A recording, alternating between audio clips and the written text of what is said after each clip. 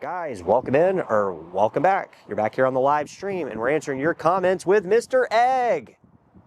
It's a miracle, ladies and gentlemen. It's a Sunday and he has a lot of stuff that he wants to talk about. Of course, he wants to talk. It's a Sunday evening. Before I head out for my nightcap and my evening dinner call, I just thought I'd jump on here and, answer some questions. I don't know, figure we could do a live stream. So a lot of people have been reaching out, guys. I do appreciate that. I do appreciate that for people that have been sending me multiple emails. I just say set up a consultation call. It's a lot easier. We can get a lot more done. And, every time I open the email, I got people asking me questions that I've covered in the channel. And I know, obviously you guys aren't watching every single video. However, I recommend setting up a consultation, guys. $100 today will save you $1,000 tomorrow. So I kind of just say start there. It's a great way to get a lot of the information you want to directly ask right on the table. So I figure we could come on here. It's a Sunday and we could answer some of your comments and concerns and, answer some of these things. So first and foremost, shout outs to our friend Anthony. Go and check his channel out. He covers some similar topics. He posted a video earlier today. He was down in the Zona Rio area doing some paddleball. So shout outs to Anthony. We've done a couple live streams under the live section on our channel here.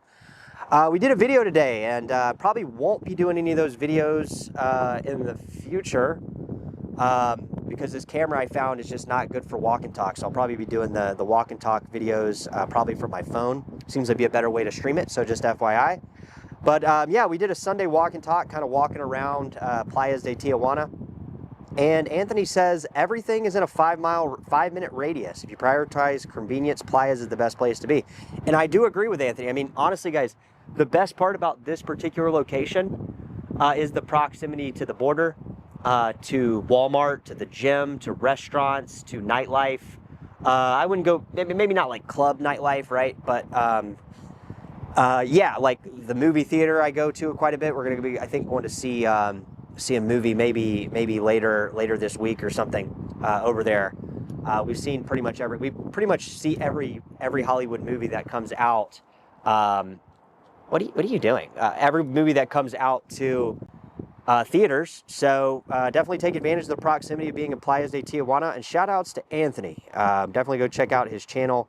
Where we cover kind of similar content. So why is San Diego and Tijuana rent prices are dropping? We did a video yesterday and it did pretty well, I guess. I mean, I don't know if you guys got a lot out of it, but we were kind of trying to pinpoint the sales volume, and at least what I was looking at was how sales volumes are down, and how this sales volume being down kind of trumps all these other analytical data points that people are talking about on the internet, like foreclosure rates, short sales. The market is freezing. Really, sales velocity and sales volume in the real estate business really says a lot more than some of the other content creators and realtors are talking about, because what it shows is it shows that the volume of home sales is at a 30-year low. Okay, so what that means is there's less, for one, transactions going around for me to get paid, but also for people that are wondering about the real estate market. This is usually a 12-month indicator that usually starts with a freeze and then it goes into a price decline, which we've seen in a lot of areas I've been covering on the channel, like Southwest Florida, Charlotte County, Lee County, into Sarasota County and Manatee County. And then also it's kind of starting to creep into some of the Miami metro area. We started seeing short sales kind of pile up there. We're also starting to see them out here locally, kind of in the inland areas like Riverside County, into the Coachella Valley, Desert Hot Springs. Some of these areas are starting to definitely show an uptick in short sales. You can look at the public record on Zillow, and you can basically get in there and find out for yourself when these people bought their homes and when they are losing money, which is kind of like what a short sale is, right? The bank is agreeing to take less than what is owed on the remaining mortgage amount. All right, so yeah, go back and watch that video. It was a lot of fun to do. Tijuana Beach's Sunday walk and talk. Patrick Prendergast wishes he was here. And guys, I'm one of those people that if you want to do something, just do it. Don't wait to do it. Don't have fantasies about doing it. Just get out there and do it. Like this guy, you know, he's out here making stuff happen. He's telling you guys all the life hacks, and you know, he doesn't even know what he's doing most of the time. So take a good look. Take a good look there, guys. All right, so Marisi Smiley 4126. I'm enjoying your videos. Thank you. Maybe you could discuss language issues in the upcoming video. Do you need to be fluent? And apparently he is concerned because his wife is not fluent in Spanish, and I'm not fluent in Spanish either, guys. So really, in this particular area, what you have is kind of a cross-border economy, but also a cross-border kind of dialect, right? There's people that speak Spanish, speak English. I know it's not really a dialect. However, a lot of people speak English down here, and you can usually get by if you know a couple phrases. You know, you can start to understand it. Like I've started to understand what people are saying in Spanish just naturally. And, you know, as long as you can order food at a restaurant, you can kind of converse among the locals. You know, you don't have that deer in a headlights stare look, like people know you don't know what the fuck you're talking about. And basically, you can kind of just blend in. You don't really need to know Spanish down in this area. However, I would go as far to say as if you plan on residing down here, like permanently, like for me, I don't know that this is, you know, for me, this is kind of just an area that I'm in right now. You know, the world's a big place. So, you know, I don't really feel the need to learn Spanish because I'm not really interacting in the, you know, I'm not just trying to like start a business down here or get my permanent residency. I know some jerk off was talking about, oh, you don't even have your permanent residency. It's like, dude, I don't want my permanent residency. I'm not trying to permanently live in Mexico right now. You know, everybody's plan is different, guys. So, you know, criticize your own plan because criticizing mine won't get you anywhere. So, yeah, I don't think you need to know Spanish. However, me sitting here talking to an egg might not be the route you want to follow. But yeah, I don't think you need to know Spanish down here. I don't think it's absolutely necessary. But you know, I think if you do learn it, I think it is really cool. It's really cool that you would you know, go the extra step to learn it. So why San Diego and Tijuana rent prices are Mr. Cali Craze is answering it. It's high rent, greater high rent, scarce job activity, no incentives to stay, no extra money opportunities, constant building of overpriced apartments and overrated and polluted ocean water. I mean, yeah, that pretty much hits the nail on the coffin. I mean, guys, San Diego is a great place. Tijuana is a great place, but you know, I hear locally here for Mexicans that, you know, Tijuana is kind of expensive, and you know, they kind of blame the expat community. I get it. People are always looking. You guys, people are always looking for somebody, you know, to point the finger, right? They do it with the presidents. They do it with the politicians. They do it with the people coming down here living. But we all kind of share the same problems. And the reality of it is, guys, you know, if you're complaining about high rents in Mexico and you think it's really because of, you know, expats coming down here, it's not. It's because of inflation, okay? The cross-border thing has always kept Tijuana rents high. This is not some new phenomenon that is causing rent prices. People have been doing this. I know people that have been doing this for 40, 50 years. So this thing of crossing the border and doing geo-arbitrage is... it's nothing new, but you know, if you guys are concerned about that, you're local Mexicans, then just move to a cheaper area. Move south in South Mexico, where, you know, living costs are much cheaper. Although I would go as far to say is if you move down there, you're probably going to be making less money, which is kind of the same with anywhere. People say, oh, Chadwick, why don't you just move to a state like, you know, why don't you just move down to Florida? It's cheaper. It's like, yeah, there's places in Florida that are cheaper, but it's like, I'm going to make less money. You know, usually the wages are in line with the local economies, right? So it's kind of the same predicament anywhere in the world. You can go anywhere in the world, and because of the money printing, because of the inflation, you know, it's the same thing. You know, you're not going to escape it unless you're doing this geo arbitrage thing, or you're working remote, or you are, you know, carrying your California salary to the Midwest, these type of things. Other than that, you know, it's the same thing everywhere, guys. I mean, you can blame whoever you want to blame. If the expats weren't here, Tijuana wouldn't have as strong of an economy. So it's you know, there's a reason that Tijuana is more expensive in Mexico, and there's a reason that California is more expensive. For one, it's the topography. We have to import most stuff. You know, California doesn't refine its own gasoline, so there's another thing. So all the gas prices are higher. So it's a combination of different things. It's not just so, you know, some fucking plebeian idiot can come on here and be like, oh yeah, expats are moving to Tijuana, that's the whole reason rents are high. No, you fucking idiot. The reason rents are high is because Mexico has been experiencing higher inflation than the US. The US has experienced hyperinflation, and it's caused rental prices to go up. Everything's gone up around the world. So it's not really, it's very easy for people to point the finger. It's an easy way out because they don't really have to learn about any of the things, or, you know, have to be classically trained. They can just say, oh, it's because of the expats, or oh, it's because of our president. Oh, it's because of this, oh, because of that. It's so easy to point the finger, guys, but when you really actually start looking at that, at the back end mechanics of what drives these type things, you can start to notice that, you know, it's a lot more than that, right? It's a lot more than that. But I don't know. You guys are, you know, watching a video where somebody's talking to an egg on a Sunday evening. So take it with a grain of salt. But that's my take on it. You know, people are always quick to point the finger. How did 100K become low income in San Diego? Well, again, it ties back to the inflation, but John McConkie 3458 says trickle-down economics is not working. Tax cut for billionaires is not working. Wake up, people. We need to focus on the middle class. And, you know, I guess what I'm focusing on is I'm trying to get out of the middle class, because I'm not going to focus too much on the middle class, because, see, that to me is comes from a state of weakness. Excuse me, John, but I think it does. I think it comes from a state of weakness, because if you're trying to be middle class, you know, you're going to get a shoebox house, you're going to get processed food product, you're going to get Chef Boyardee, you're going to get rice-a-roni, you're going to get some fat fucking wife that is watching your three minions that are only going to repeat the exact same economic cycle as you are. Not saying that's you, John. I'm just saying it seems like an easy way out. It seems like it'd be better to try to get out of that middle class, right? You know, getting out of the middle class. You know, the middle class has always been kind of going to work every day, and, you know,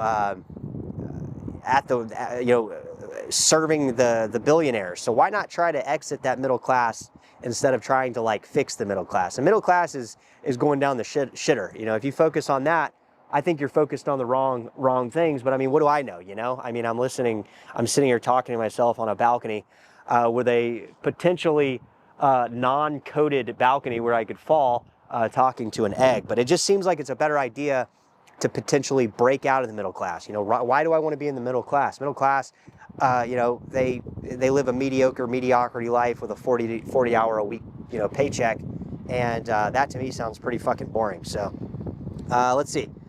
Yeah, the water's been out down here in Playas de Tijuana. Luckily, the gym I go to has had water. So kind of one of the downfalls, one of the negative aspects of living down here is obviously the Via Aqueduct coming from Calexico, which is the main water line that comes from the Colorado River, which is basically a treaty back in 1944 where Mexico agreed to give water from the Rio Grande to the U.S., and the U.S. agreed to subsidize and give water to Mexico via the Colorado River through Calexico.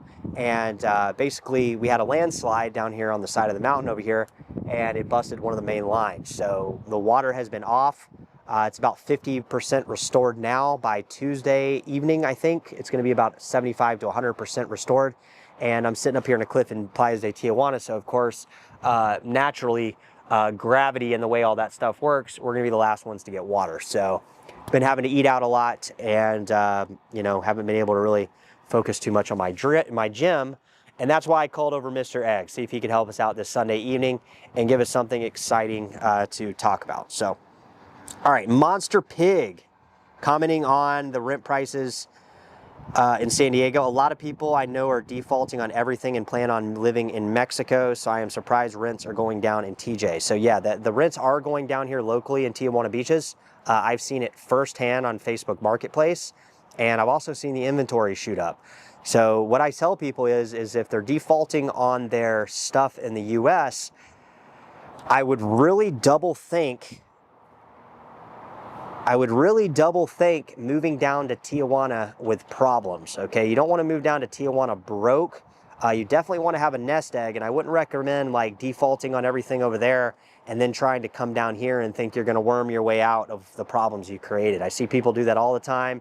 It does not end up working out. You need to come down here with reserves. You need to be able to support yourself in the local economy. And obviously taking a haircut on day-to-day living costs helps, but you need to have a plan. You don't need to just move to Tijuana.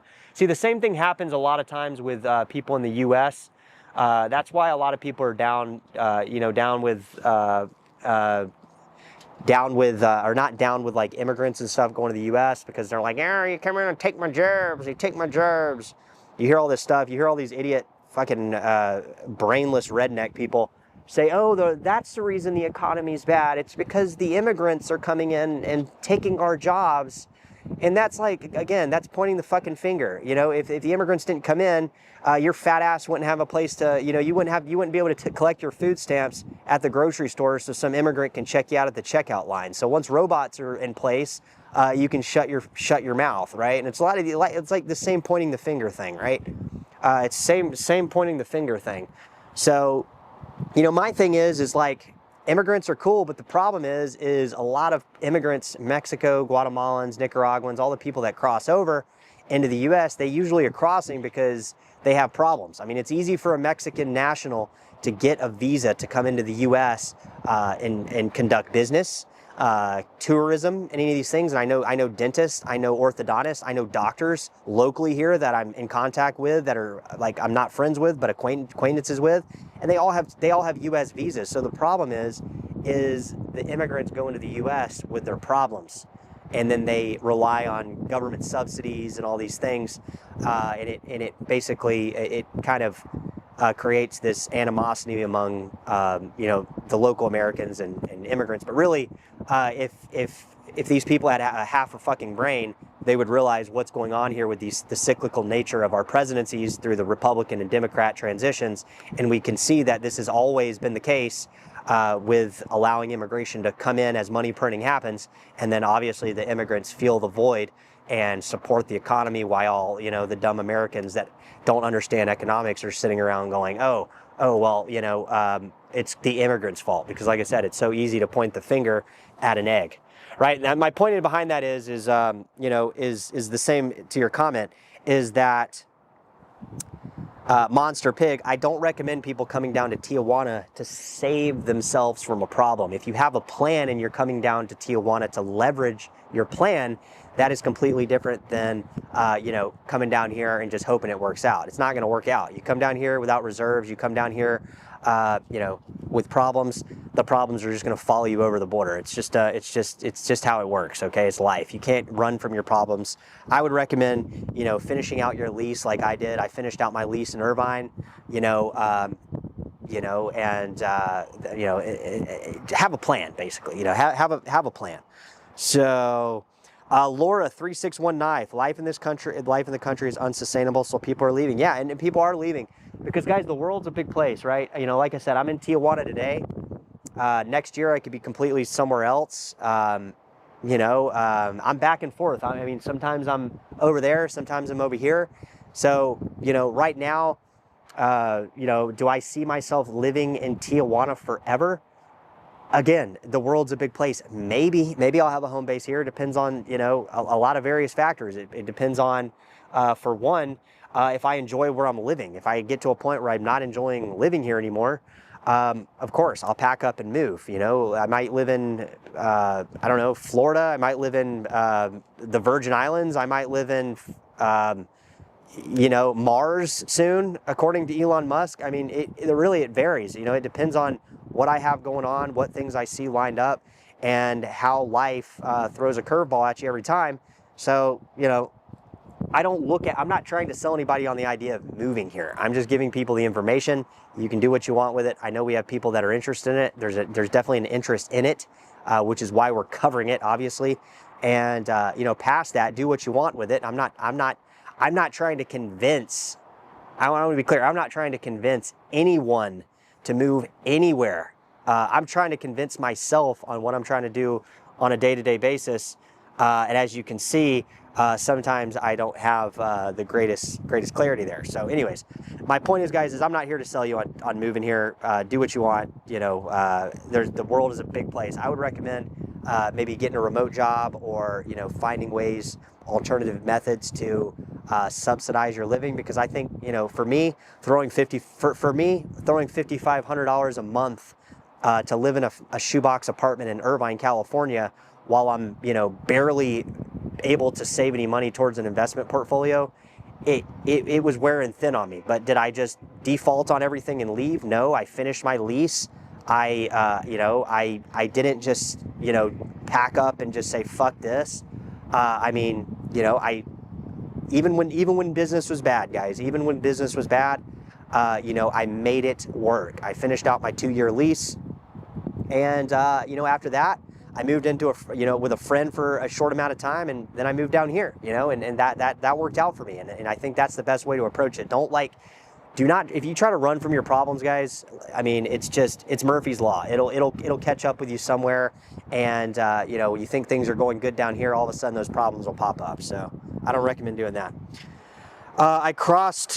So throwaway 395, I crossed the border from San Ysidro, crossed into Tijuana back via Century Lane after a drive back to live in Ensenada. It took me 5 minutes on the Century Lane walking back in the US. Yeah, if you have Century guys walking in, you're not gonna wait. There's almost never a wait. I've never seen a wait in the walking. Now, on a Saturday, you might be in the Century Lane for like 30, 45 minutes at worst case scenario, but typically the Century Lane usually moves for about 10 to 15 minutes. So you're crossing the border relatively quick. Ready Lane is usually half the general lane. Typically when I cross during the week, you know, if I'm crossing between 11 and 1 o'clock, I'm usually in line about an hour and a half. You know, that's kind of the average. Sometimes it's 30, 45 minutes. Sometimes it's more towards the hour and a half, 2 hours. So, you know, for me, I can make a video on my phone. I can look at my investments. I can look at what's going on Wall Street Journal. I, you know, do a variety of different things while I'm in the car. Probably a lot of the same things that you guys are doing when you're at your 9 to 5 on your computer desk. So, you know, really an hour and a half really nowadays is nothing. You know, I can kick my head back, play on my phone a minute, and before you know it, an hour and a half is gone by. So, yeah, I mean, but if you have Century, it's definitely expedited.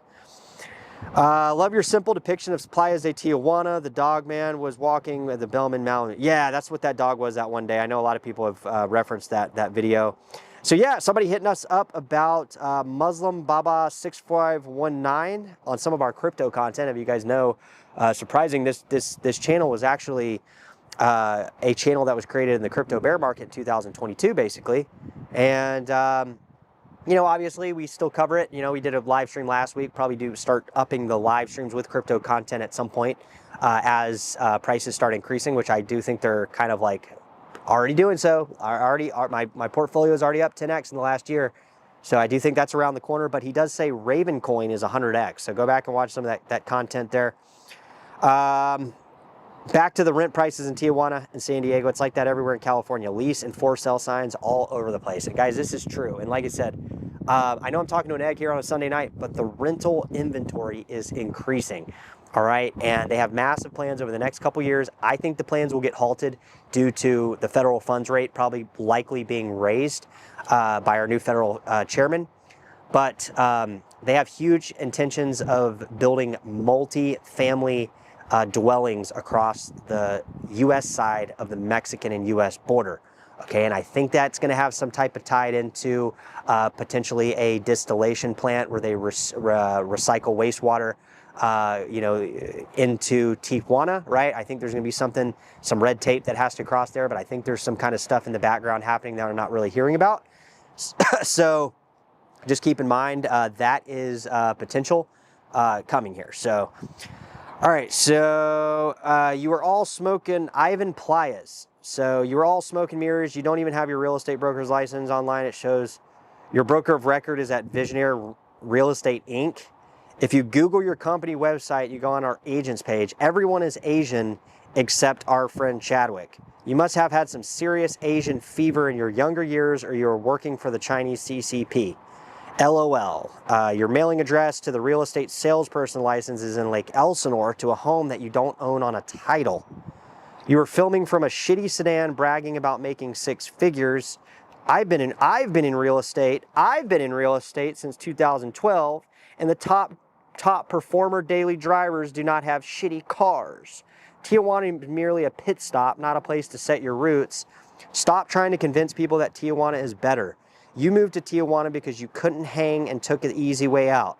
I've been living in Playas de Tijuana since 2020, and I can't wait to get the fuck out once my fiance gets her visa in the next year. So yes, I guess we can tear this apart pretty aggressively. Yes, I have a valid real estate salesperson license. I am not a real estate broker. I'm not really sure what the point of that comment was. I guess they're trying to downplay the salesperson's pitch while building up the fact that they have a real estate broker's license. I don't know, man. Dude sounds like a fucking loser to me.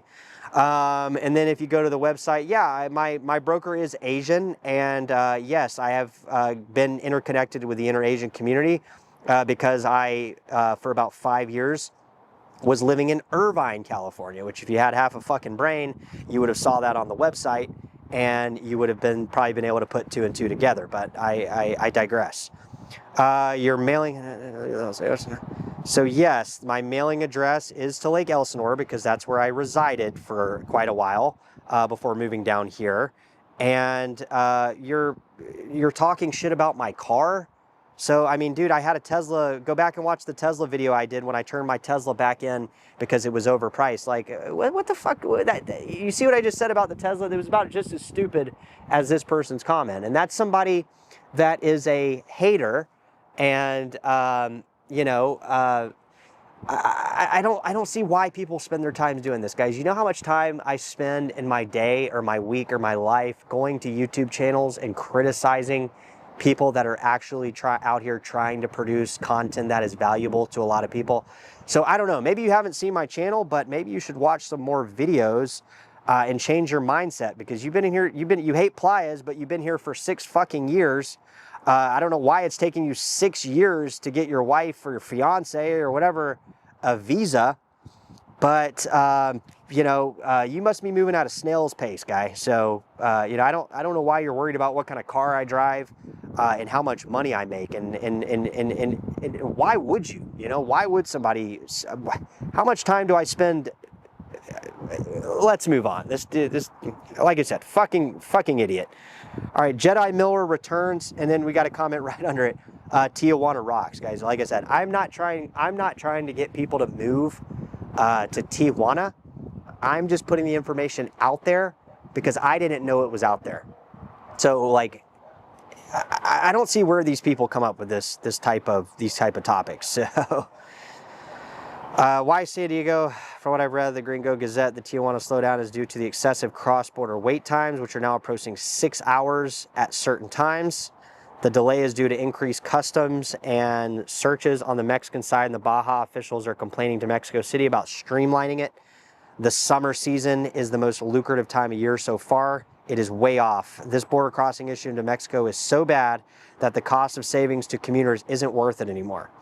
I doubt that the TJ has rent control, but California definitely does. Yes, and it's 8.2 or 8.4% a year is the rent cap they can increase per renter, meaning as long as the same renter's in there, they can't raise it more than, I think it's 8.4%. It's either 8.2 or 8.4. I doubt that TJ has rent control, but California definitely does. Limit rent increases on existing leases has taken away many of the reasons that landlords used to not renew leases. I'm an investor where the tenant in one unit is paying about 60% of the current market rate. Why should she leave? And we were covering about this in that video. So thank you for actually staying relevant to that last fucking moron, Ivan. I'm going to be spending a lot of time in San Felipe and hope Mexicali doesn't get this bad. So yeah, I mean, the thing with that, guys, is Mexico, Tijuana is also presenting a project, I believe, next year. Double check the timestamps on this, but I think it's going to be about $600 a month, where you can expedite your travel into the U.S. quicker. It's going to be a dedicated lane on the Mexican side, sort of like a Century lane, I guess, but specialized from the Mexico side, if that makes sense. So you'll be able to pay $600 a month, streamline your way to the front line of the border, and it's going to be potentially a something worth looking into if you guys are down here. I mean, $600 might sound a bit steep, but I mean, if you're crossing daily, it might be worth checking out. I mean, you're already saving so much on rent. Because people aren't dumb anymore, laugh my ass off. Okay, laughing at your own jokes, just like the last guy. Very interesting. Do you mean San Diego has rent control, or just the low rents are being driven by lack of demand? No, what I meant by in that video is there's an increased inventory. They've been building a lot of regentrification into National City, which is kind of on the downtown corridor that borders downtown, as well as downtown has experienced a lot of growth in terms of new units, things like that. And then there also are a lot of low-income units kind of mixed in, like the Meridian and a couple other places that look like they're just normal apartments. But kind of my thing behind that was the inventory of available units is increasing. Okay, so what that means is the inventory is increasing and the demand is dampening, meaning supply and demand. You're going to see rent prices come down, and that's exactly what we've seen in San Diego. And I would go as far to say is they're probably going to be. I would have to look more into this, but I would guess based on the trend, based on economics and how it works, I would say that the city of San Diego and the San Diego County metro area will probably be allowing low-income threshold to go higher, as well as a lot more units to qualify as low income, which would kind of subsidize people's rent and basically allow San Diego to be more of kind of an entry-level apartment being a little bit more attainable by somebody making less money. Now, obviously, I don't have anything to back that up, but I would say that if you look over the next couple years, I would probably see low-income housing, more units become available as low-income housing, because that's the only way they're going to fill the void, especially with, if you're under 100K a year, $97,485 a year, $97,485 a year, you now qualify as low income in San Diego, which is, fucking insane. Right after this. So, Chad just texted you, let's talk, man. Like I said, Vijito, if you texted me, you're one of many people that have been texting me this week. Set up a consultation if you wanna get something going there. Nigo426, planning on moving down there soon. Gonna park my car overnight in SD and cross by foot with Century or an e-scooter. I'm pumped. Yeah, you really don't even have to. I recommend just driving over. You're gonna have a lot better. Access to, see the different areas and that type of thing. So, I would recommend just driving over, man. Just slap some insurance on your car. Make sure your car registration is in your name. What the fuck? And basically, so yeah.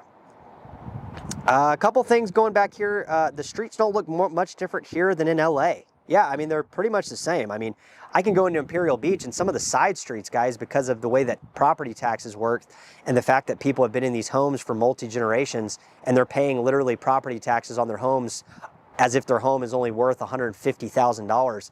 I see worse roads on Imperial Beach than I do here locally in Playas de Tijuana, which, that's California's fault. They have this weird law where if you inherit a property, you inherit the tax on that property if it's under a certain threshold, which I think it's like right around $1 million.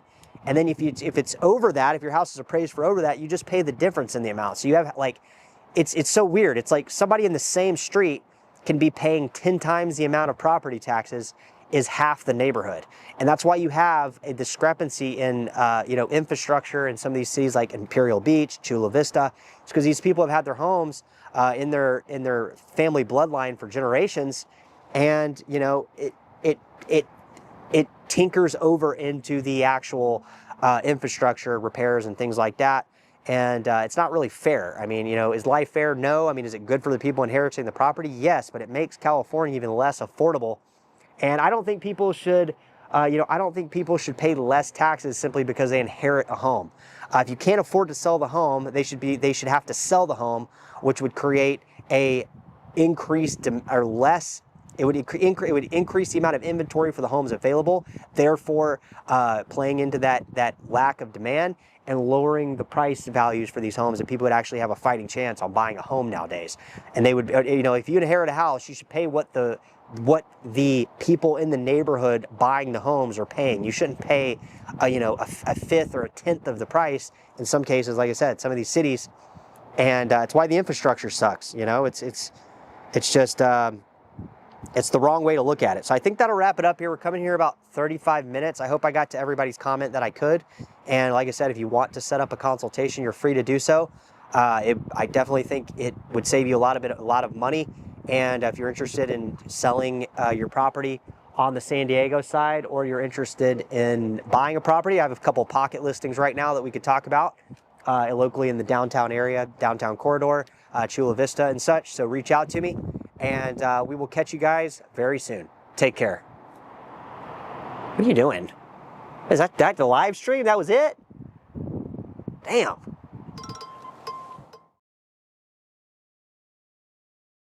Ladies and gentlemen, welcome back to another live stream. Obviously, I'd like to give you a little bit of live stream and then actually a real live stream. What do you know? We are back here answering questions. We are tuning it up on a Sunday evening. It's about 9 o'clock, and I'm coming into your live here, guys. So I'm going to be going and answering some questions here from Caleb Rodriguez. Hey, bro, I own a motorcycle and I want to move to Rosarito and work in San Diego. I think that's definitely doable. Keep in mind, if you move to Rosarito on a motorcycle, you are going to be having to go through the toll road if you choose to go down the toll road, which if you're driving a motorcycle, I would highly recommend it. I think $5 a day could potentially save your life, because the Tijuana Libre, let me explain to you, is a free road that runs to Rosarito from the border. It goes through kind of the downtown corridor into some other areas of Tijuana. The problem is if you do not use the toll road and you use the free road, a couple things, okay? The lanes are tight. The people that drive on the free road, it's free, so keep in mind you're going to get a lot of cars that don't have anti-lock brakes, don't have the proper structural dynamics to really drive safe on the road, so you're going to be taking a lot of risk driving that to Rosarito. Obviously, you can do it. People do it all the time. If you're going to be taking the toll road, though, you will have to pay going back and forth to Rosarito, which is kind of why the Playas de Tijuana area is so good. We were talking about earlier, the convenience factor of it. And, just something to keep in mind. Rosarito is nice too, but you will have to take the toll road or the free road. But I think it's an okay idea. Yeah, for sure. Is the housing market going to crash in LA? I don't think it's going to crash. I think, a lot of people want it to crash because they love the idea of, getting a half price home or any of these things. I think what'll happen is I think we'll see a softening decline in the housing market. I don't think we're going to, at this point, I don't think we're going to see a crash, at least from the current trajectory. I think it's going to be more of a softening decline. To kind of mimic some of the other areas of the United States. Because some of the other areas of the United States, like if you look down at Southwest Florida, and I know Southwest Florida is particularly a specific area because it's had hurricanes recently, Hurricane Irma, Hurricane Charlie, or whatever the other hurricane was down there shortly after. So insurance premiums, homeowners insurance premiums, insurance and homeowners have both increased. Therefore, aggregating the demand in kind of a negative direction. Some of the neighborhoods down there are down 10 to 15% already from post-pandemic highs. And what that means is that if they go down another 15, they're kind of 25 to 30% down since the peak. And I think California is obviously a more resilient, robust market. The closer you are to the water, in Santa Barbara, LA County, Ventura County, Orange County, San Diego County, the closer you are to the water, the less prone you are to price volatility, to the downside. Now, obviously, if you start to look at the real estate market as you go into Riverside County, past Yorba Linda on the Orange County side, you start going into Riverside County, you start going into Coachella Valley, Palm Springs, Desert Hot Springs, Indio, some of these areas, you'll start to Coachella, you'll start to notice that there are a lot more homes going up for short sales, foreclosures and such, but you're also seeing people try to price in their homes as if we're still at that peak of the pandemic real estate height, which they're not. They're simply not getting. Okay, so keep another thing in mind if you're looking to buy a home here. So the interest rates were half the percentage they're currently at, right? I think the interest rates, 30-year fixed mortgage, somewhere around like the 6.88 last I checked. Might be up or down a little bit from there. But what we're seeing is we're seeing a lot of people go to sell their homes that bought during the 2021 era, 2020, when you had a 3% interest rate, right? So literally that same home at that same price is now double the monthly mortgage payment.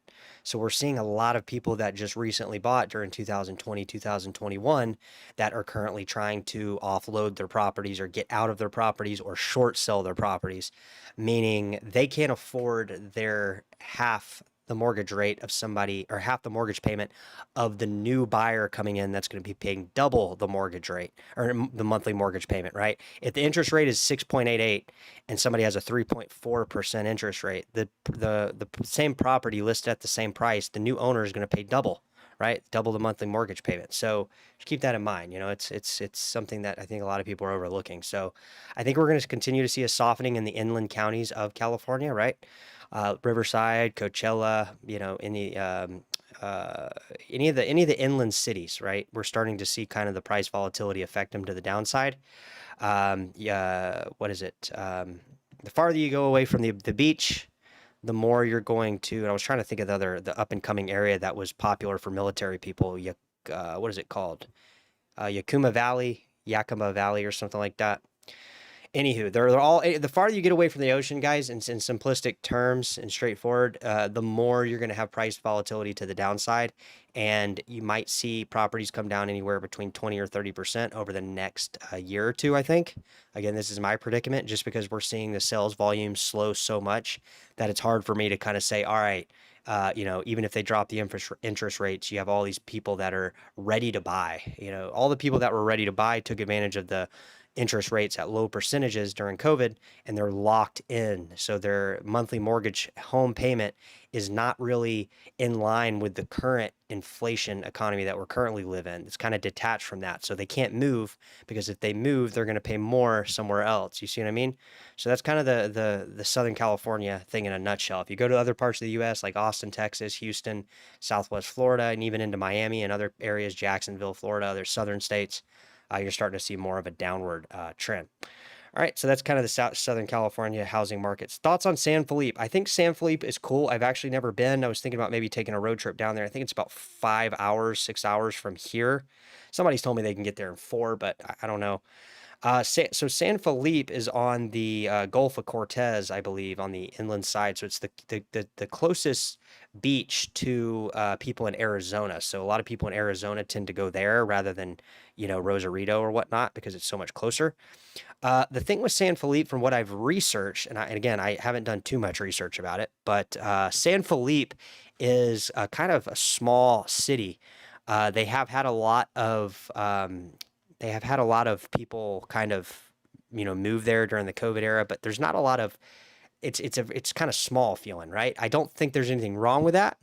But if you're coming from a city like San Diego or, Los Angeles or something like that, it might be a little bit of a culture shock because it's just so much smaller, right? You got like Tijuana, which is the biggest city in Baja Norte. You have La Paz, which is the biggest city in Baja Sur, right? And then you have like Cabo, which is in Baja Sur, and then you have like kind of like Rosarito, Ensenada, and Baja Norte. So those are much larger in terms of population, but also infrastructure, things to do. San Felipe gets very hot because even though it's on the Gulf of Cortez, you're not getting the cold water current from the Pacific Ocean. Therefore, it gets a lot hot. It's basically a desert on the water. from what I've looked at. I mean, technically, to be fair, so is, Tijuana and so is Rosarito. But with that cold water current, you get a little bit of relief in the summertime. So I think San Felipe is definitely worth checking out. The prices are a little bit lower than Tijuana beaches and Rosarito and Ensenada. So that's something to keep in mind as well. So I definitely have to San Felipe is definitely on the docket at some point. Bone 7682. Are you worried about the drug cartels? So, guys, the drug cartels down here, they've never bothered me. I've been into Puerto Vallarta. They've never bothered me. I've been into Ensenada. This whole idea that Mexico is run by drug cartels, maybe it is, maybe it isn't. I can just tell you on a day-to-day basis, it's non-existent from what I see. I mean, I think if theoretically, if you kind of step out of that news, that news that they're always saying, oh, the Fox News bubble, saying, don't go to Mexico, don't go to Mexico. It's like anywhere, guys. If you come down here and you start, going to the strip club and doing cocaine and doing a bunch of illicit drugs and all these things, and you get in the wrong type of environment, yeah, you might run into some characters that you don't want to. But, as far as day-to-day stuff, it's the same stuff. People driving in cars, people going to the grocery store. It's the same kind of thing. So I'm not really too worried about that. I don't think you should be either. They have no interest in like harming Americans. Um, yeah, Tristan, what's good? I'm trying to do live streams. Yeah, I'm gonna be doing. I'm gonna be trying to get back to a couple finance type live streams during the week. If I can open the schedule up that for that, so it'll be a little bit different, kind of catering to a different audience. But it's a channel, guys. It's a YouTube channel, so I figure, it's a YouTube channel. There's a lot of different things we can talk about on this channel, right? I have a lot of perspectives on, cryptocurrencies, stocks, precious metals, and then we talk about real estate locally here, but we also do broader real estate coverage into other states that I'm interested in, like Florida. And then we also do the geo arbitrage kind of towards the end of the week a little bit more with the local stuff down here in Tijuana beaches. So yeah, it's a fully functional eclectic channel, right? We cover a lot of different topics.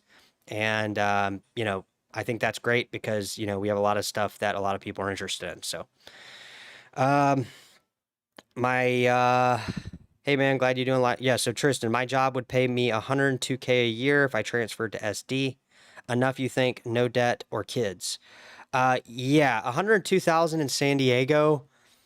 Um, yeah, you're gonna have to put the brake check on maybe a wife and kids. You might need to bump that up to about 180. But if you're like you said, if you don't have any wife or kids or debt or anything, 102K in San Diego would be enough to get like kind of a mid to nice tier apartment, like in the downtown area. Or if you went outside, you could get maybe a two bedroom, but you're going to be basically getting kind of that apartment that's kind of either a one bedroom or studio that's kind of nice and modern, or you're going to be getting that one or two bedroom apartment that's got like the brown carpet and the compressed sawdust cabinets. And you guys we've all lived in these type apartments, correct? Right? You guys know the ones I'm talking about, the classic shag brown carpet that they put in all these apartments. Drop into the comments if you've lived in one of these. So for 100 grand a year, that's going to get you the apartment.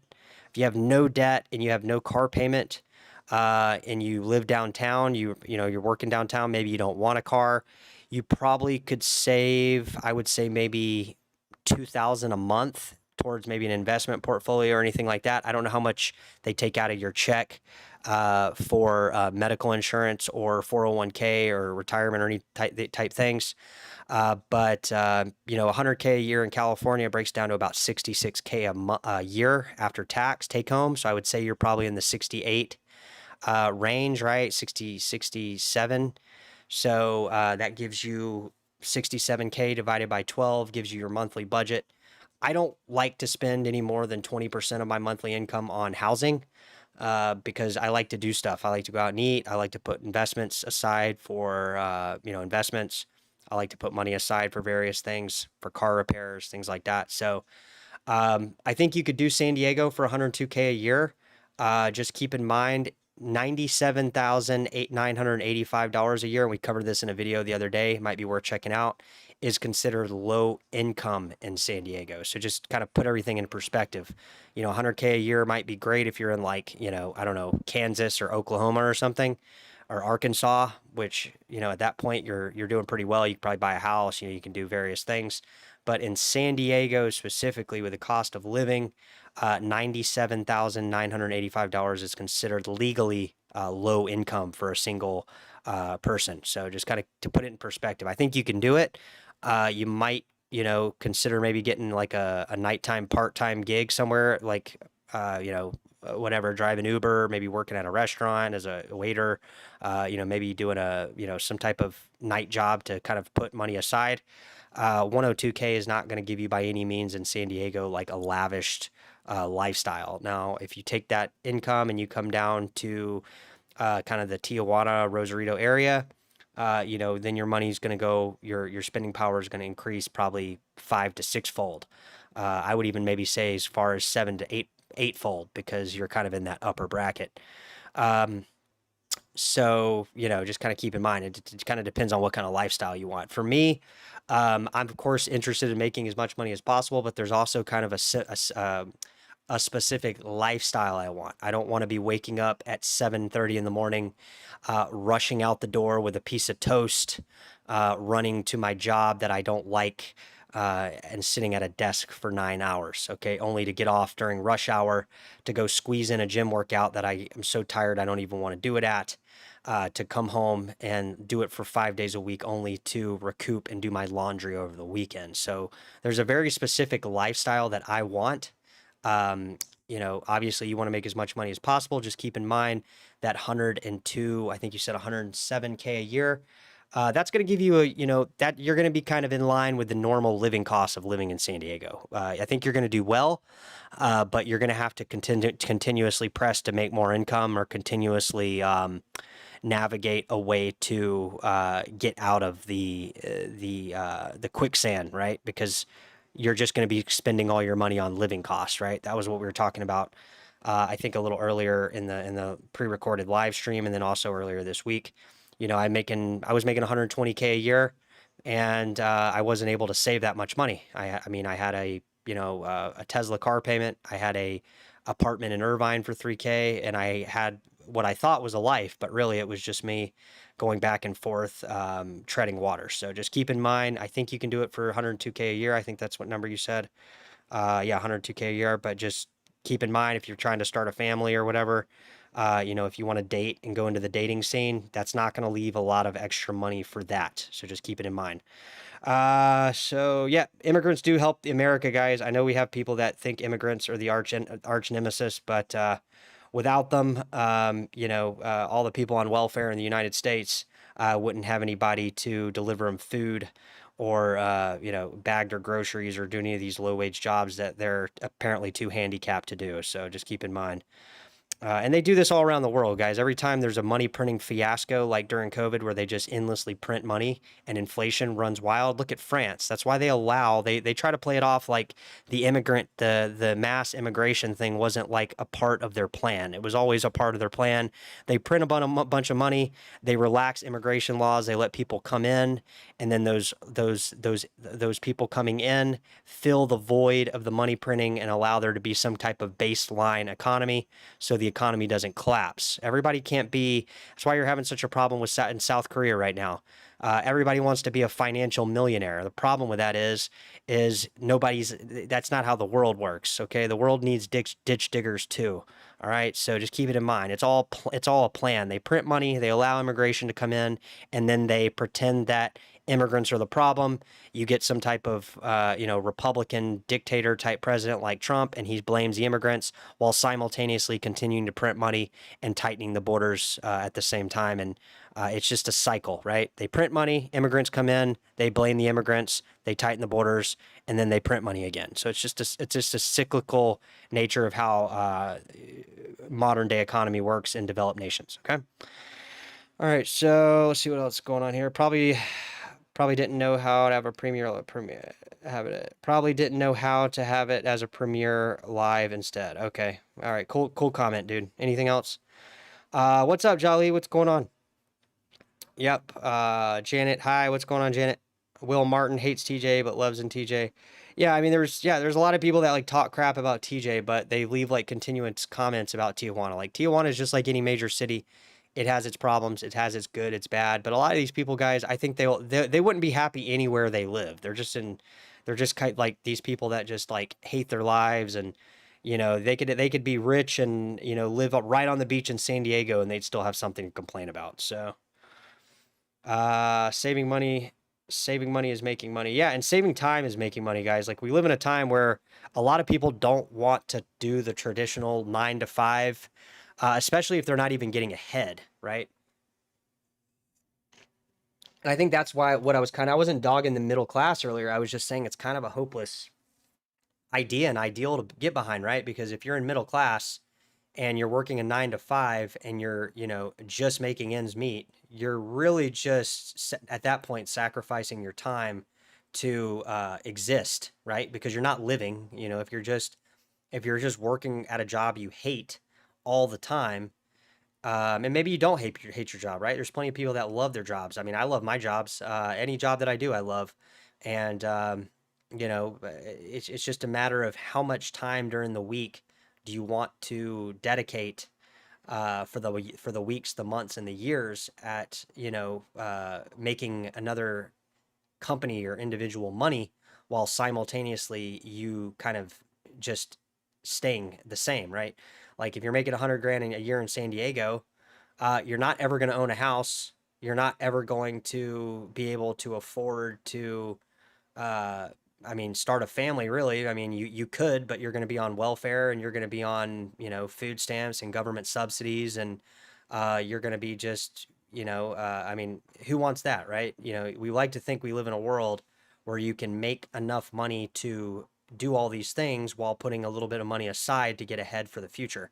But unfortunately, with the cost of living, most people are either faking it or they're not able to do this, so they're finding other alternatives to meet their financial bottom line.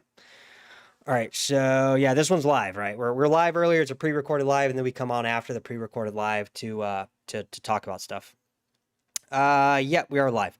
So yeah, the weather down here is exactly the same as San Diego. Again, it's the same in the sense of Southern California is a Mediterranean microclimate. As you get towards the coast, as you go inland, it becomes anywhere from a high desert climate to a arid desert climate as well. Low desert like Coachella Valley, Palm Springs, Desert Hot Springs, Indio, Coachella. Those are low-lying desert or lower lying desert than the high desert, which you get into like east of LA, Apple Valley, Hesperia, Victorville, up into Palmdale. That's where you get the high desert, which it can get under 32 degrees in the wintertime at night. They even get snow up there occasionally. And then as you get more to the coast, you start kind of going into the more Mediterranean climate, the Orange County, San Diego, coastal beach cities. The same down here in respects for Tijuana beaches. Tijuana beaches is a mild climate. It is by no means a warm climate or a hot climate. I mean, it can be hot sometimes, right? Like 75, 80 is going to be Fahrenheit is going to be considered hot. But a lot of people have this idea, if they're not from California or Southern California, that it's just constantly hot here or warm here. It's mild here, okay? In the summer, it's kind of mild. I mean, obviously, we're in the almost the peak of summer here, so it's a little hot during the day, but it's mostly from the sun. It's not from the actual temperature. If that makes sense. So humidity here has been kind of high recently, which is about 64%, 70%, which is kind of high for this particular coastal area. I would say it feels high. Maybe it's not by records. It feels a little bit higher than normal to me. However, the dew point stays a lot lower than places like Florida, right? You go down to Miami, it can be the same humidity as here, but it just feels super hot. It's because of that higher dew point, right? Humidity, higher dew points are going to make you feel super hot. Here, even when it's humid near the coast, the dew point is low, so it's not super sticky. You're getting a mild climate. In the wintertime, we rarely, near the coast, you're almost never going to go under freezing. There's a pretty cool little thing going on in Newport Beach too, or along the coast. It's one of the only places west of Florida, basically, that is able to support the coconut palm tree. You can see it. It's right in front of a famous little restaurant or surf shop or something in Newport. I mean, it's a very small coconut palm tree. It's literally, I think it's like a foot and a half or 2 feet tall. And it might not be around anymore. It's been there for a number of years. It's kind of, you can go on the internet and look at it. It's like the only coconut palm tree in California. You know, maybe there's one or two more, but my point behind that is it's kind of a microclimate. The more you get to the coast, the more you're going to get kind of the Mediterranean coastal climate, which is dictated by the cold water current, which gives you a cool summer. Warm. It's warmer during the winter near the coast, but it's cooler during the summer at the coast. And you drive an hour east into like areas like Mexicali, which is on the border of Calexico on the U.S. side. It's in Mexico territory, right? You're going to be 110 degrees during the summer days or more, 120 even. You're going to be in line with like Palm Springs, the inland desert, and then obviously near the coast is a lot cooler. I've never been to Albuquerque. I've been into New Mexico. I have been into New Mexico though, when I drove out to California. New Mexico is really nice. I remember it was very clean and manicured. The highways and the infrastructure looked really nice. New Mexico definitely looked like some place that I would check out. I wish I got to TJ with 102K salary, but it's a government job and 5 days in the office. I don't know how they would feel about it if I lived in another country. Yeah, I don't know if they need to know where you live. Maybe they do. I don't know the specifics of your detail, but I don't know if you have to put your home address. I don't know if that's a government job requirement. Maybe you could use somebody else's address, but you definitely want to get Sentry because if you're going to be commuting during the rush hour in the morning time, it's going to be a lot 5 days a week. I mean, just keep it in mind. James Bond, Nelson, Luke moved to Tijuana to Florida 2 years ago, and I regret it. The food sucks, the people sucks, and the rent's expensive. Not as bad as San Diego, but a one bedroom is still $1,700 minimum in Miami. Yeah, I was looking at rental prices the other day in Miami actually. And I couldn't find anything in Brickell under 1,800, and it was by no means fancy. I mean, like I said, for Tristan, the 102K a year salary, by no means are you getting like something super nice in San Diego for 1,800. It's going to be kind of the paper thin walls where you can hear your neighbors, the brown shag carpet, the compressed sawdust countertops. The old furnace that stinks, the toilet that's been there for 20 years. By no means is it going to be like super, high end. Now in Tijuana, once you get over that $1,200-$1,300 range, you're going to be moving into kind of the luxury bracket for one bedroom. So it's a very different dynamic. But yeah, Miami's great. I love Miami. I used to go to Miami every winter for a number of years, like 4 or 5 years. I would go to Miami every single winter. Stopped doing it a couple years ago, just kind of, change it up. But like I said, I could not find anything on the internet for 1,800 in Brickell, which is kind of the area that, if I was in Miami, I kind of look at it time to time just to see what the rents are going for down there. I know this man admin is straight up semi-dictatorship. The thing with the president right now is like, I know we get a lot of people that once I say something bad about the current president, they're like, all right, I'm out of here. But it's like, dude, I thought Biden sucks and I think Trump sucks. And I've just came to the conclusion that, it's like what's his name from Free Talk Live. And he said this, something that really resonated with me.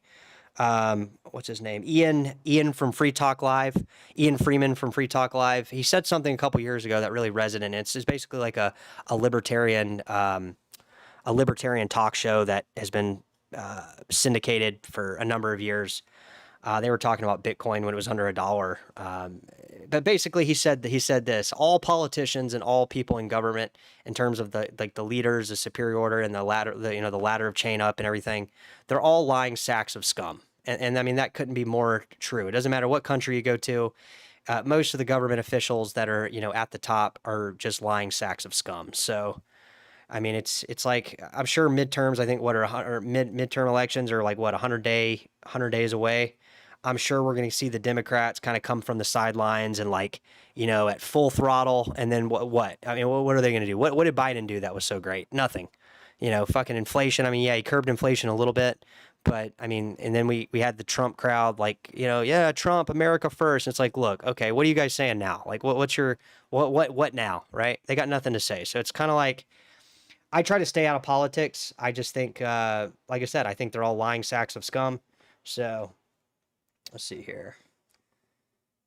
Let's see. Nelson, Florida has a lot of weird shit that happens. Yeah, I mean, so does San Diego, though. I mean, I know Florida always has a bad rap. You always hear about all these crazy stories from Florida. Maybe it's something with the humidity and the topography being super flat. But I mean, dude, here's the thing. Like, when I go to San Diego, there's a massive, massive homeless problem in San Diego, just like LA, just like everywhere in Southern California, San Francisco.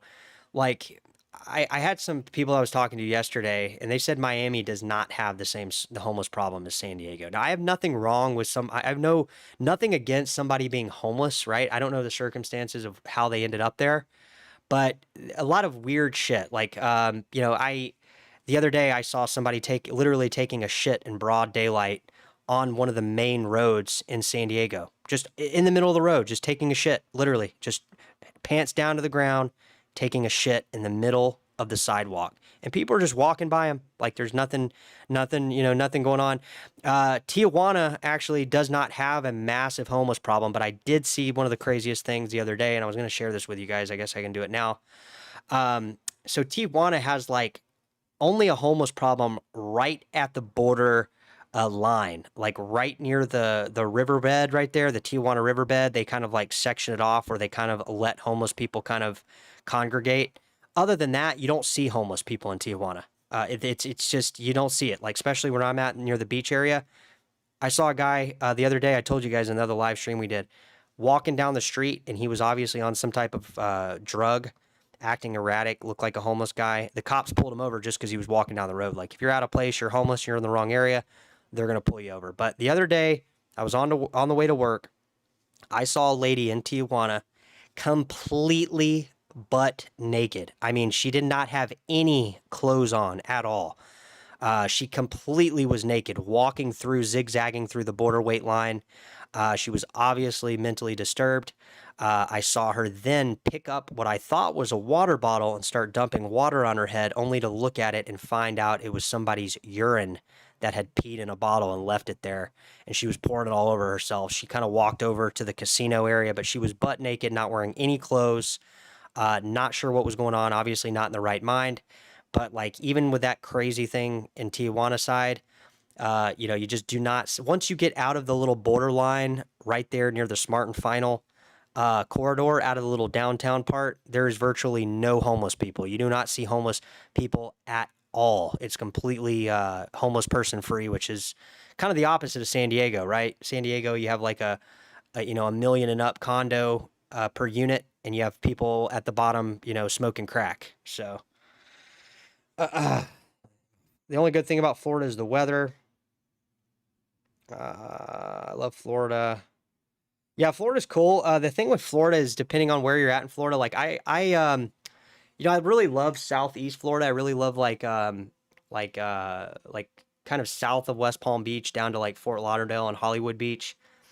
But I mean, Florida's gotten pretty expensive too. I guess if I was looking to buy in Florida, I might look more into the Southwest Florida. I know the beaches, in my opinion, aren't as nice.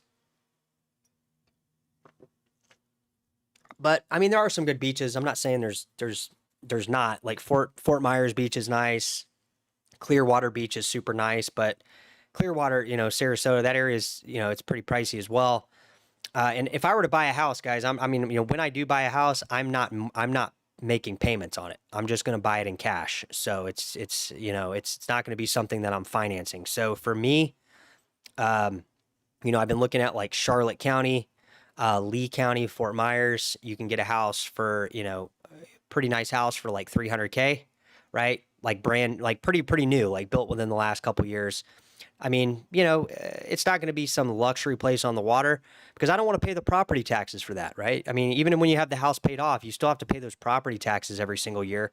Why do I want to spend 10 to 20K a year in property taxes to the government, it just doesn't make any sense, right? It's like I'm already paying taxes out of my income. I have to pay property taxes on a property that I own outright.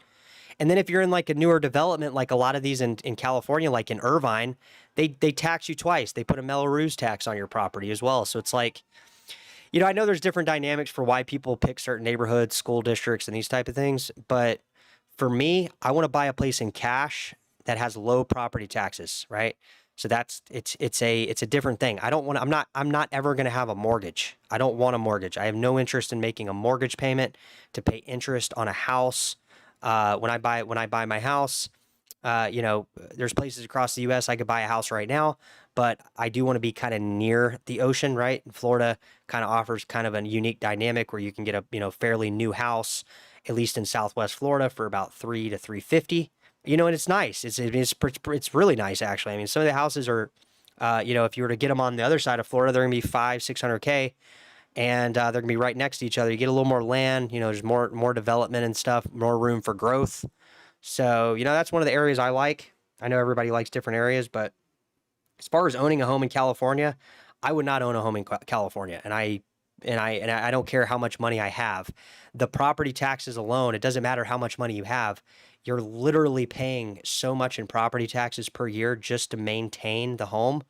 If you're just on a government, if you're just on a pension or government welfare when you get into your 80s or whatever, one little fuck up, the government's taking your house. The tax assessor is gonna repossess your house, because even if you lock in at a low property tax rate now compared to where it's going to be 20 years from now, that means everybody around you is going to be a millionaire. That's what the math would break down. That means everybody around you is now making $1 million a year. And maybe that's the direction we're going in. Maybe we're going to be, pulling into a Burger King or McDonald's fast food line and spending $75 for a burger. Maybe that's a decade away or 20 years away. But that would be the math that would have to make sense for me to want to buy in California. I mean, at least in, San Diego or the coastal areas, I don't think I would want to live. I thought maybe, maybe I could go out to like, the Coachella Valley area and maybe get a house for like $500,000. But dude, it's hot as fuck out there. Who wants to live out there year round? I mean, I know people from the channel, a lot of people, some people live out that way. It's great in the wintertime, most of the year, 8-9 months out of the year. But in the summer, it's like 120. A little bit contradictory, right? Florida's probably just as hot with the humidity, but I digress. Let's move in here. My job is soul fucking and boring. Used to be mostly remote until Trump demanded us all to go into the office full time. I have to go to the office and do virtual meetings and work. That doesn't make a lot of sense.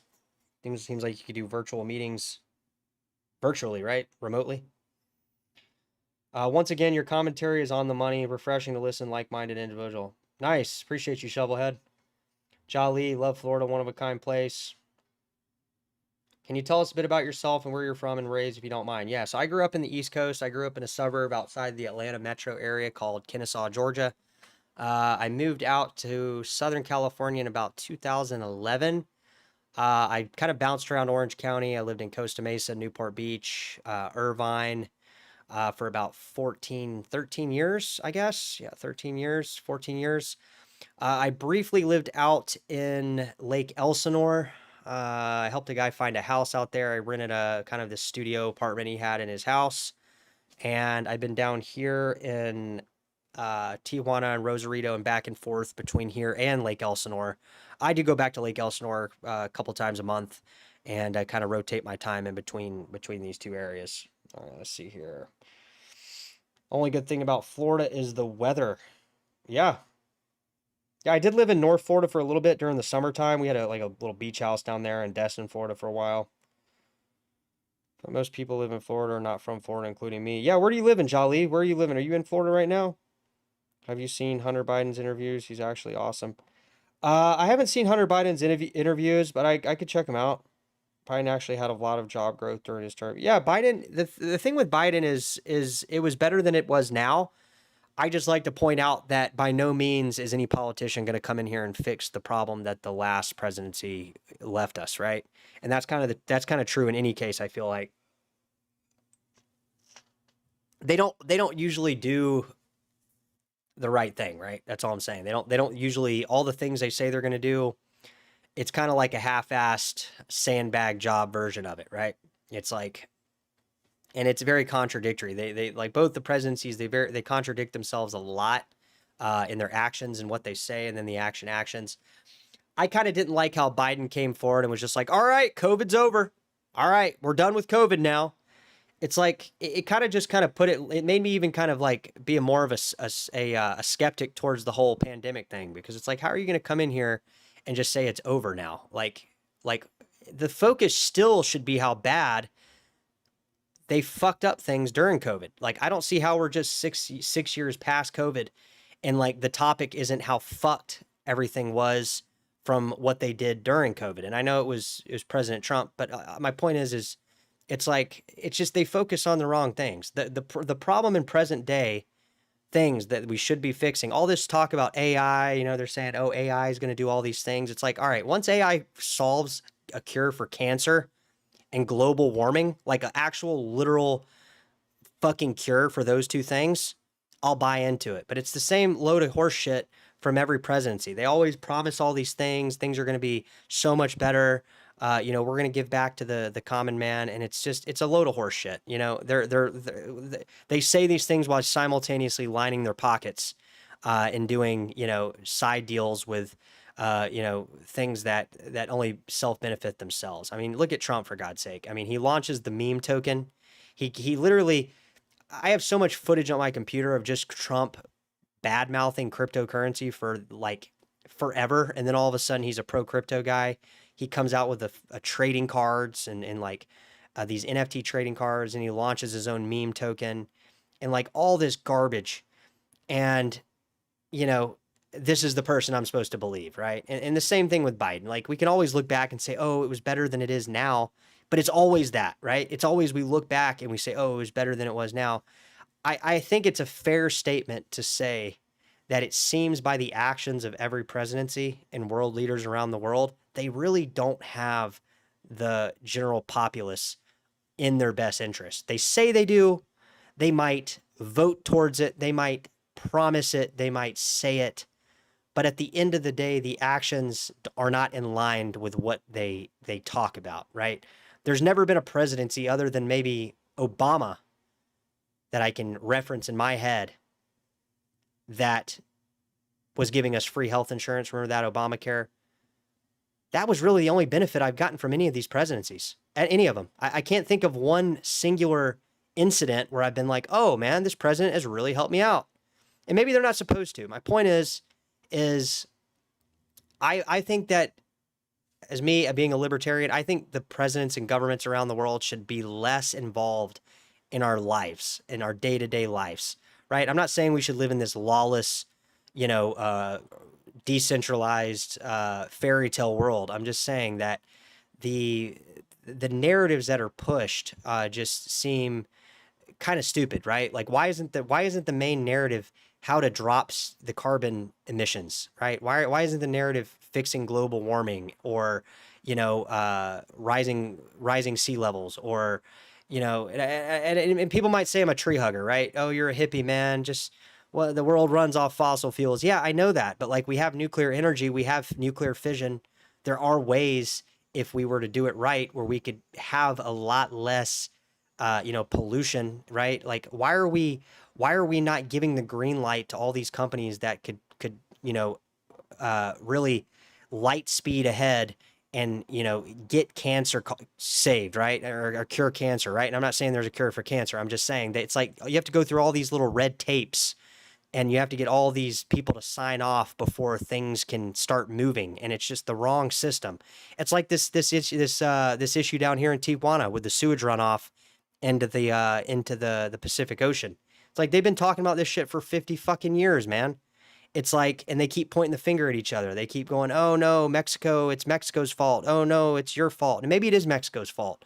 My point is rather than go through the environmental EPA and all these fucking things, just fix the fucking problem. It's like, just put a distillation plant down there to generate water, so there's not this fucking tug of war for the Colorado River water, and fix the sewage issue. I mean, it comes to a point where it's like, okay, Mexico, I saw the other day, Mexico did a $34 million improvement for infrastructure on the Malecon, the boardwalk here locally in Playas de Tijuana. It's like, that's great, but how much of that actually went towards it? You know what I'm saying? Like, how much went back into the backs of the politicians' pockets, right? And it's the same thing. It's like, look at Trump. It's like, look at his stock portfolio. It's always like he's one step ahead into whatever's pumping, right? And it's that same thing. So it's like, I just like to think we'd live in a world where you have a neutral president or a neutral body of individuals that don't have self-interest at the front of their fucking minds, right? Like let's get like some students that are like gifted, that are like 6th graders or 7th graders as our fucking leading government body. I think we might actually be better off than these fucking old greedy Q-tip head people that we have in office currently. And it applies to everybody. Okay. It's not a specific Trump thing or a specific Biden thing. It's a fucking politician thing. Like, some things they should just do, right? Some things should not be so fucking regulated. Like, all right, like, okay, we get it. There's a border there, okay? But like, they're just pulling the puppet, right? That's all the politicians are doing with the general public. Just get them to believe this, get them to believe that, right? It's all a money grab, man. It's just a bunch of horse shit. So, uh, I'm not a big surfer. I did surf down in Florida, which is kind of weird. I haven't ever surfed out here. It's just never been something I found interest in doing. Maybe I could try it out.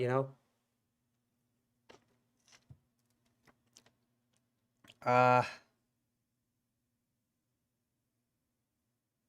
it's like Miami, it's illegal to be homeless. I didn't know that. Maybe that's why there's no homeless down there.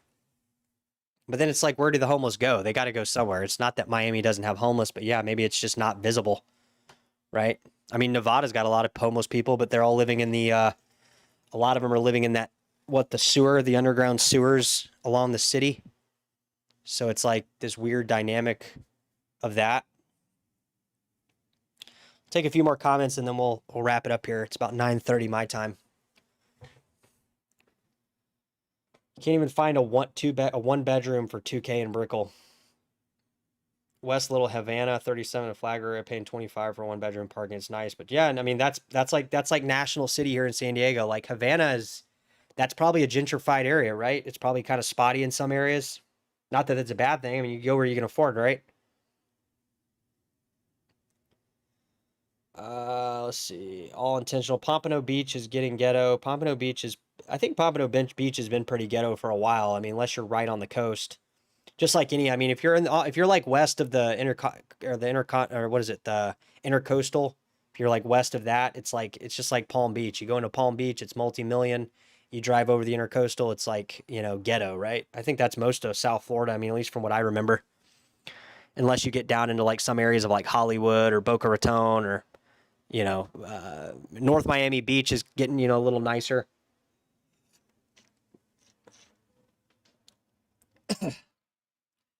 Yeah, and I mean, I'm actually okay with the disparity of wealth. It's just, it's like you would think that even with this massive disparity of wealth, you would think that these wealthy billionaires would want to make a better world for themselves.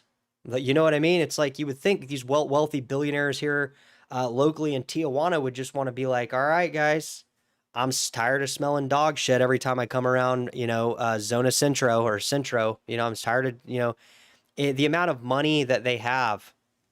I'm not saying it's their responsibility to give it away to, these projects. I'm just saying it seems that there could be a way, a proper professional way to do some of these most obvious problems, right? I'm not saying that the responsibility of the wealthy is to fix the world's problems. I'm just saying couldn't there be a way to employ, some of these people to fix the issue, right? See where I'm going with this? Says depends on what side of the railroad tracks. Yeah, that's what I'm saying. Florida's really spotty. Florida is a kind of an interesting place. You go, some neighborhoods like you go are super nice, and then you cross into a ghetto, right? And that's just, that's kind of the difference between Southwest Florida and Southeast Florida, at least if you go south of Tampa, right? If you go to Tampa, it's kind of the little, kind of similar, but once you get down to like Venice, Port Charlotte, Naples, Fort Myers, nice areas are nice areas, bad areas are bad areas, right? So you kind of know where to pick and choose. And the nice areas are still affordable. I'm planning on moving to Broward County from Miami, but English isn't widely spoken. Yeah, I've heard that about people in Miami. And when I go down there too, it's, it's a lot of people, most people speak in Spanish. And a lot of people do that. They move to Miami and then I find out that they moved to Broward County.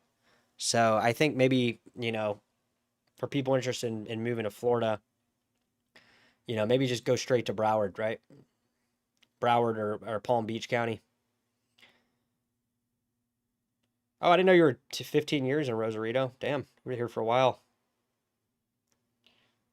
Northport, Cape Coral, and Avalon. Yeah, Collier County. Collier County, I think Collier County is going to definitely come down in price. I mean, these people in Naples that are having these homes that are in like Naples Manor, North Naples, they're way out of touch with reality. Their homes are not in Naples. I mean, yeah, it might be Lee County. I mean, it might be Collier County, but it's no different from Lee County, right? Like if you're in Naples, there's Naples and then there's the Naples address, right? And like I think we can all agree, if people are familiar with that area, that just because you have a Naples address doesn't really mean you're in Naples. You can be all the way almost to the fucking Everglades and still have a Naples address, and you're like perpendicular with Lehigh Acres, right, on the map. And with that, I just Naples. If you're not in the area of Naples where the money is, you're not really in Naples, right? So like these people that I was looking at homes the other day, in the same house for $400K, you can get in Fort Myers for $200. And it's like, you're closer to stuff in Fort Myers, right? You're closer to shopping, if you have to have a job or whatnot. So it's like, Naples is pretty much a retirement community. There's not really a lot of stuff other than healthcare. So, for these people to try to like, and of course the homes aren't selling, right? It's like these homes that are for sale for $300-400K in Naples that look like they're, $150,000 homes. They'll go down that price. Nobody's going to buy them. They're just sitting there, they're just sitting accumulating days on market. So at some point, whether it's death, divorce, any of these things, people get the prices right at some point. President has doubled his worth. The president has doubled his net worth. There's so much fraud and insider trading, making his billionaire buddies richer. You can't even compare that to Biden, in my opinion. Yeah, that's true. I mean, the whole thing with Biden was, there was some. If you look into Biden and that whole deal, there was some stuff with Biden as well. That's why he pardoned his son, and I'm not saying that one is better than the other. I would say Biden, is better than Trump, but. They're all in collusion with one another. Brooksville, a little north, but Iverness is my favorite up there. Okay, I'm not familiar with that area. I think Brooksville, I can't remember where that is. I think I've seen it. I'm sorry, but the Democrats have also helped the workman in history. Republicans have also watched out for the rich. Yeah, for sure. Absolutely. I definitely agree with you there.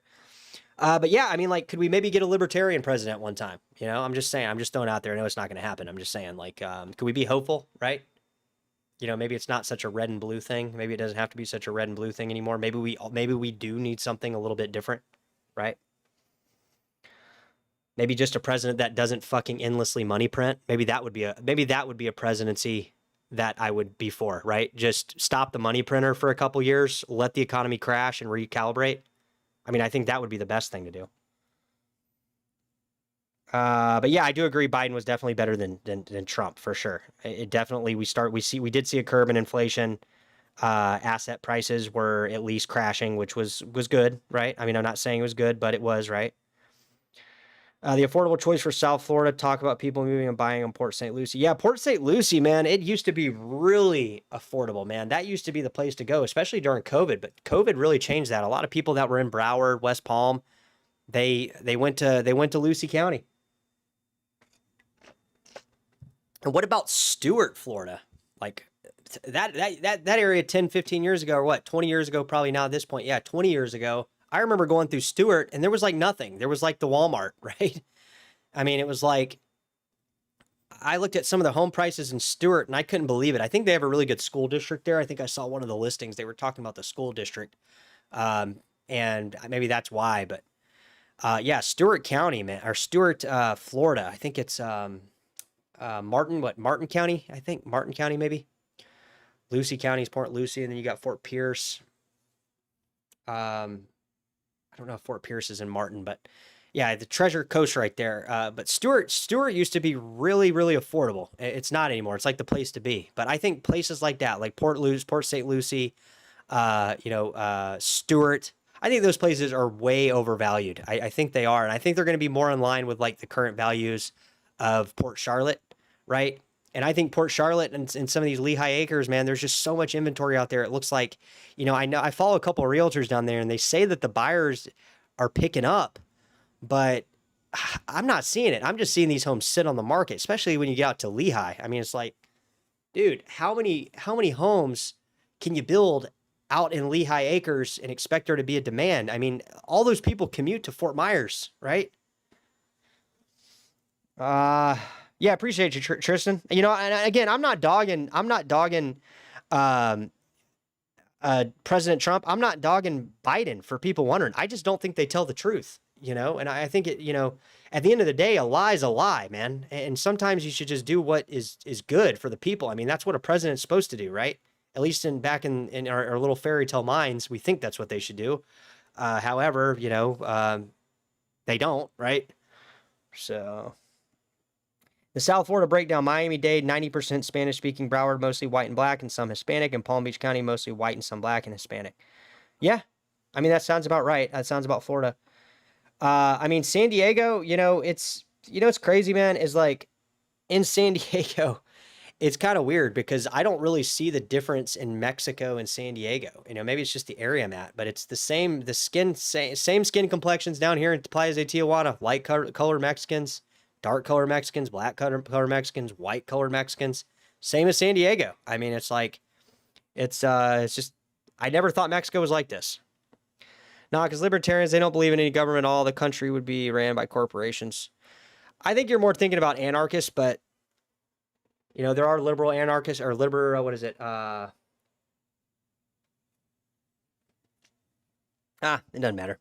My uncle moved to Pompano to Stewart. I was just at Costco station Stewart yesterday. Nice, cheaper gas. Lehigh Acres is knee high. Yeah, from the knee high. Yeah, I mean, dude, Lehigh Acres is it used to be like what? Nothing out there. And it's still nothing out there. I mean, you click on a house, it's like, oh, this house looks great. You click on the Google Street View, it's like, what the hell? It's like I'm out in the middle of fucking nowhere. And you kind of are.